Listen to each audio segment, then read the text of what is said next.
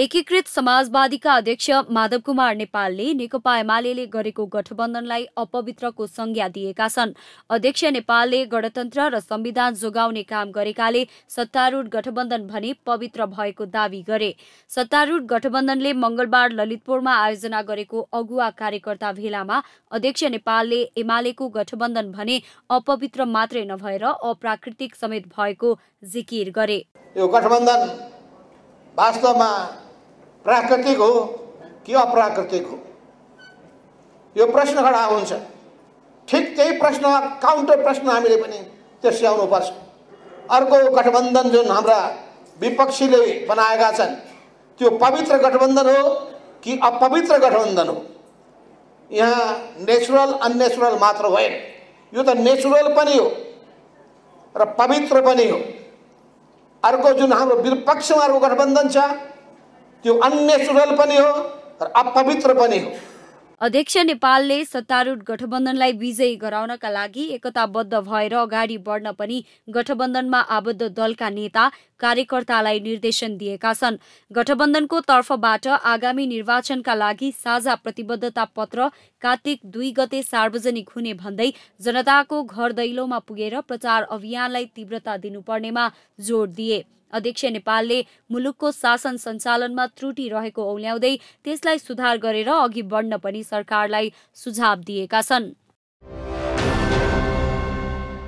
सत्ता गठबन्धनको तर्फबाट ललितपुर क्षेत्र नम्बर 3 की प्रतिनिधि सभा सदस्य उम्मेद्वार पम्फा भुसालले कला, सम्पदा र संस्कृतिहरूको प्रवर्धन गर्न आफू उम्मेद्वार बनेको बताएकी छन्। मंगलबार गठबन्धनले ललितपुरमा आयोजना गरेको अगुवा कार्यकर्ता भेलालाई सम्बोधन गर्दै भुसालले ललितपुरको कला, सम्पदा, संस्कृति र परम्पराको प्रवर्धनका लागि प्रतिनिधि सभा सदस्यमा उम्मेद्वारी दिएको बताएकी हुन्। ललितपुरमा कृषि पर्यटनको अवधारणा लागू हुनुपर्ने भन्दै त्यसका लागि आवश्यक नीतिगत व्यवस्था गर्ने प्रतिबद्धता समेत व्यक्त गरेकी छन्। हामी ललितपुरवासीका लागि कला, सम्पदा, संस्कृति र परम्पराको प्रवर्धन समृद्धिको महत्त्वपूर्ण आधार हो।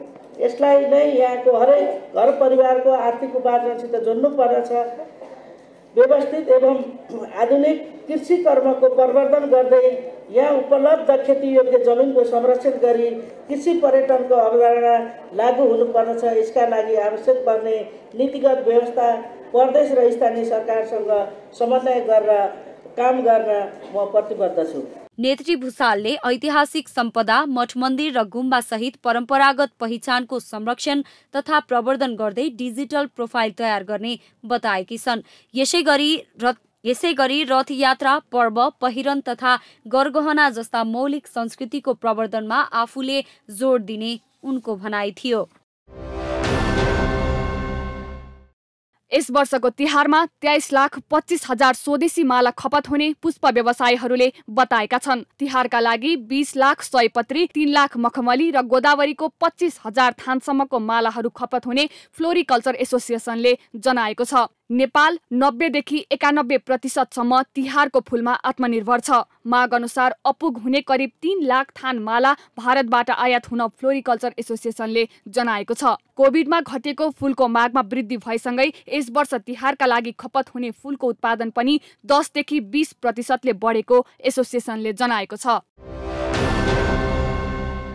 धादिङमा डेङ्गुका बिरामीहरू अत्यधिक मात्रामा बढ्न थालेपछि सदरमुकाम धादिङ बेसीमा लामखुट्टे नष्ट गर्ने विषादी छर्न थालिएको छ। सदरमुकाममा रहेको नीलकण्ठ नगरपालिका वडा नम्बर 3 को बजार क्षेत्रमा कीटनाशक औषधि छर्किएर लामखुट्टेको लार्भा नष्ट गर्ने अभियान थालिएको हो। धादिङमा हालसम्म डेङ्गु संक्रमितको संख्या 1394 पुगेको छ भने 2 जनाको मृत्यु भएको छ। धादिङमा डेङ्गु रोगका बिरामीहरू बढ्न थालेपछि विषादी छर्ने कार्यक्रमको आयोजना गरिएको नीलकण्ठ नगरपालिकाले जनाएको छ। अति नै भो केसहरू दिनानुदिन अब घट्दै जानुपर्नेमा बढी नै राखेको कारणले गर्दा हामीले 3 नम्बर वडा कार्यालय नगरपालिका हामी समन्वय गरेर चाहिँ एउटा चाहिँ फगिङ मेसिन ल्याएर चाहिँ औषधि राखेर डिजेल अर्को के अरे चाहिँ मालाथिन भन्ने औषधि राखेर चाहिँ फगिङ गर्ने, जसले गर्दा चाहिँ जहाँ लामखुट्टेहरू छन् एउटा यो डेङ्गु गराउने लामखुट्टे लगायत अन्य के अरे चाहिँ रोग गराउने लामखुट्टेको पनि के अरे चाहिँ त्यहाँ वासस्थानलाई चाहिँ के अरे डिस्ट्रोय गर्नको लागि चाहिँ हामीले त्यो औषधि छर्कने काम पनि गरेका छौँ। जिल्ला अस्पताल धादिङमा दैनिक 30 देखि 35 जना डेङ्गुको बिरामी आउने गरेका छन्।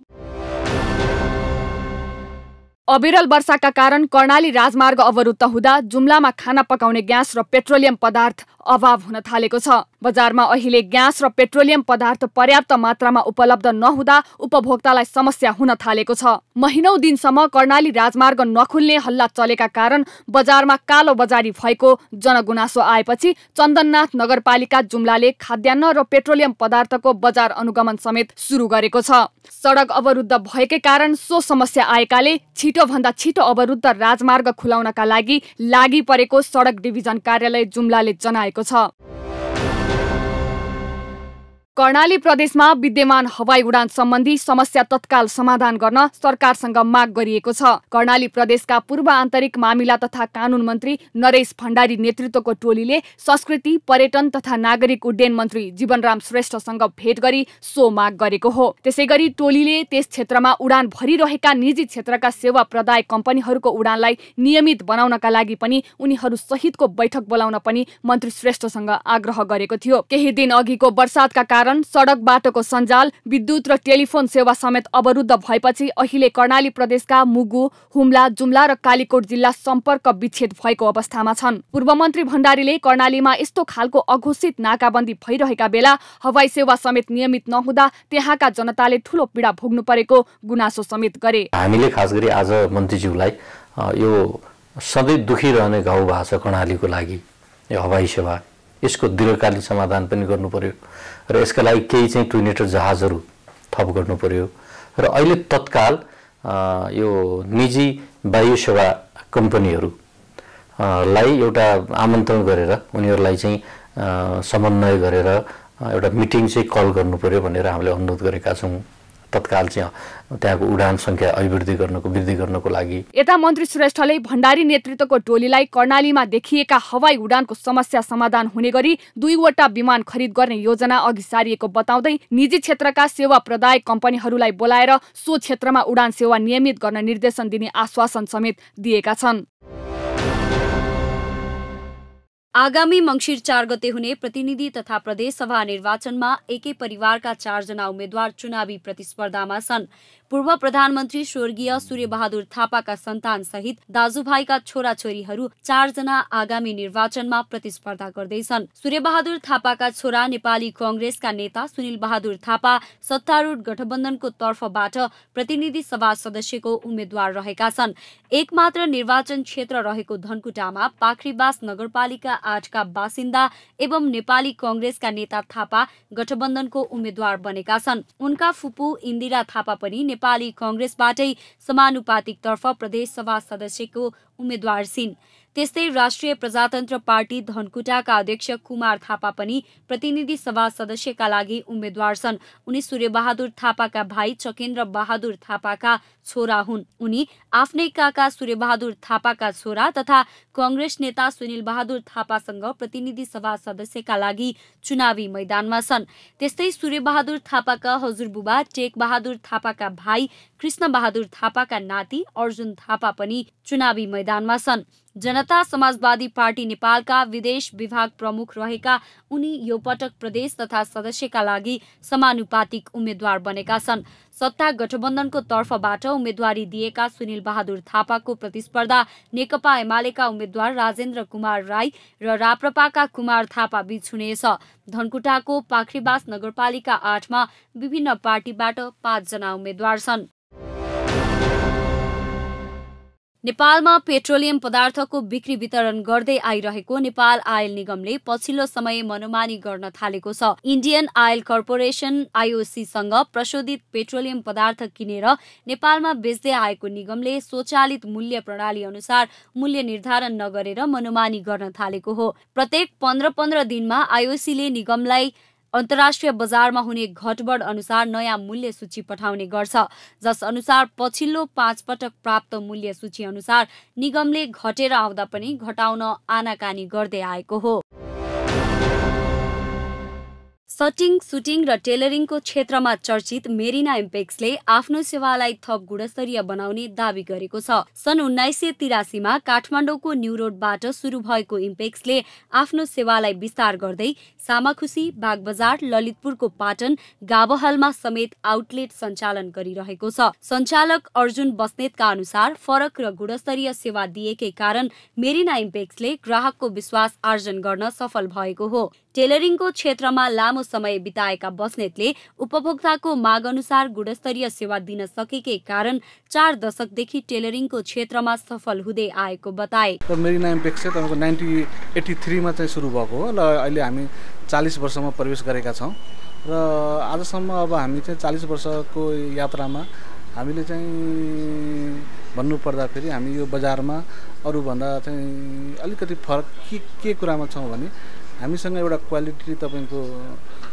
सटिङ सुटिङहरू पाउँछ र दोस्रो चाहिँ अब हाम्रो चाहिँ सबैभन्दा राम्रो कुरा के छ भने हामी अरूभन्दा फरक चाहिँ के छ भने स्टिचिङ चाहिँ तपाईँले चाहिँ जस्तो खोज्नुहुन्छ ग्राहकको चाहना अनुसार चाहिँ हामीले चाहिँ अहिलेसम्म चाहिँ सिलाइको काम चाहिँ प्रोभाइड गरिरहेछौँ। विगत 40 वर्षदेखि ग्राहकले मेरिना इम्पेक्सलाई नै रोज्नुमा आफूहरूको गुणस्तरीय सेवा र सिलाइको भेराइटी नै रहेको मेरिनाको भनाइ छ। अरिङ्गालको टोकाइबाट सल्यानमा आमा छोरीको मृत्यु भएको छ। जिल्लाको सिद्धकुमाक गाउँपालिका 1 पटारे हाम्पालकी 21 वर्षीय शोभा बस्नेत र उनकी 4 वर्षीय छोरी प्राप्तिको अरिङ्गालको टोकाइबाट मृत्यु भएको हो। सोमबार दिउँसो खेतमा धान काटेर घर फर्किने क्रममा उनीहरूलाई अरिङ्गालले टोकेको थियो। अरिङ्गालले टोकेपछि उपचारका लागि जिल्ला अस्पताल सल्यान र श्रीनगर स्थित परोपकार अस्पतालमा पुर्याइए पनि त्यहाँ उपचार नभएपछि थप उपचारका लागि कोहलपुर लैजाने क्रममा दुवैजनाको बाटोमै मृत्यु भएको जिल्ला प्रहरी कार्यालय सल्यानले जनाएको छ। अरिङ्गालकै टोकाइबाट शोभाका काकाको श्रीनगर स्थित परोपकार अस्पतालमा उपचार भइरहेको छ। झापामा 2वटा मोटरसाइकल आपसमा ठोकिँदा 2 जनाको मृत्यु भएको छ। बिर्तामोड नगरपालिका 2 बेलडाँगीमा मे 5 प 1604 र मे 3 प 5580 नम्बरका मोटरसाइकल ठोकिँदा चालक द्वय बारादशी गाउँपालिका 2 का 25 वर्षका अनिस साउदेन र बारादशी गाउँपालिका 6 का 43 वर्षका भोलाराज भुजेलको मृत्यु भएको जिल्ला प्रहरी कार्यालय झापाले जनाएको छ। दुर्घटनामा भुजेलकी श्रीमती 42 वर्षीय चन्द्रकला, 9 वर्षकी छोरी प्रसन्ना घाइते भएका छन्। घाइते दुवैको उपचारका लागि बीएनसी पठाएकोमा थप उपचारको लागि बिर्ता सिटी अस्पताल लगिएको छ। काठमाडौँ महानगरपालिका राजस्व विभागले व्यवसाय दर्ता गरेर मात्र सञ्चालन गर्न आग्रह गरेको छ। विभागले आज सूचना निकालेर काठमाडौँ महानगरपालिका क्षेत्रभित्र व्यापार व्यवसाय सञ्चालन गर्ने कतिपय व्यवसायीहरूले दर्ता नै नगरी सञ्चालन गरेको पाइएको र कतिपयले सङ्घ सरकार र प्रदेश सरकारबाट इजाजत लिएको भए पनि नजिकको ओडा कार्यालयमा दर्ता गर्न अनुरोध गरेको छ। विभागले 30 दिनभित्र ओडा कार्यालयमा व्यवसाय दर्ता गर्न र महानगरको अनुगमनका क्रममा दर्ता नगरी व्यवसाय गरेको पाइएमा कारवाही गर्ने चेतावनी समेत दिएको छ। दर्ता नगरी व्यापार व्यवसाय गरेमा काठमाडौँ महानगरपालिका राजस्व ऐन 2075 को दफा 34 को उपदफा ग बमोजिम व्यवसाय बन्द गरी नियमअनुसार जरिवाना असुल गर्ने सूचनामा उल्लेख छ। साथै महानगरपालिकाको आर्थिक ऐन 2079 को अनुसूची 7 को बुँदा नम्बर 3 बमोजिम आर्थिक वर्ष 2072-73 लाई आधार वर्षका रूपमा लिई व्यवसाय कर असुली गरिने बेहोरा समेत सार्वजनिक रूपमा जानकारी गराइएको छ।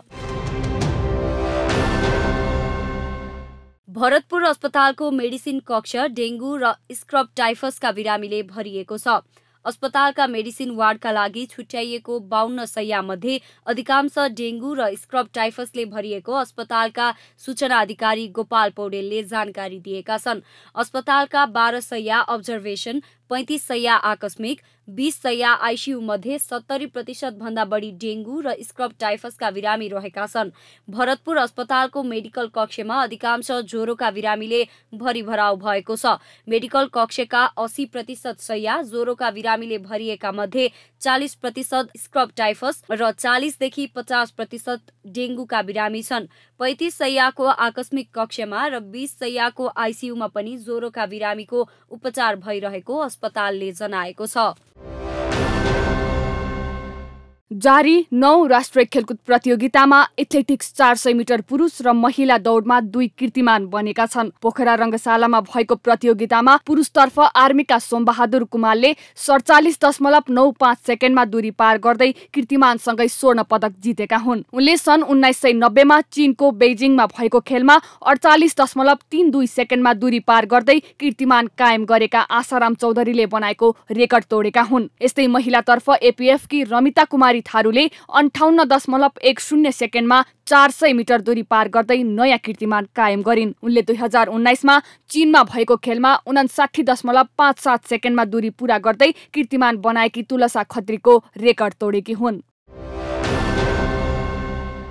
9औं राष्ट्रिय खेलकुद अन्तर्गत म्याग्दीको सदरमुकाम बेनीमा जारी राष्ट्रिय महिला भलिबल प्रतियोगितामा सशस्त्र प्रहरी बल एपीएफ फाइनलमा प्रवेश गरेको छ। मंगलबार बिहान भएको खेलमा एपीएफले बागमती प्रदेशलाई 3-1 को सेटमा पराजित गर्दै फाइनलको यात्रा तय गरेको हो। खेलको पहिलो सेट बागमतीले हात पारे पनि बाँकी 3 सेट एपीएफले जितेको हो। बागमतीले पहिलो सेटमा 25-23 ले जित निकाल्न सफल भएको थियो भने एपीएफले क्रमशः दोस्रो, तेस्रो र चौथो सेटमा जित हात पारेको थियो। एपीएफले 25-23, 25-22 र 25-16 सेटले बागमती प्रदेशमाथि जित निकालेको हो। पहिलो र दोस्रो सेटमा निकै प्रतिस्पर्धामा खेलेको बागमतीले बाँकीको सेटमा भने कमजोर प्रदर्शन गरेको थियो। आज हुने दोस्रो सेमिफाइनल खेलमा नेपाल पुलिस क्लब र गण्डकी प्रदेश भिड्दैछन्। दोस्रो सेमिफाइनल जित्ने टिमसँग एपीएफले आजै फाइनल खेल्नेछ।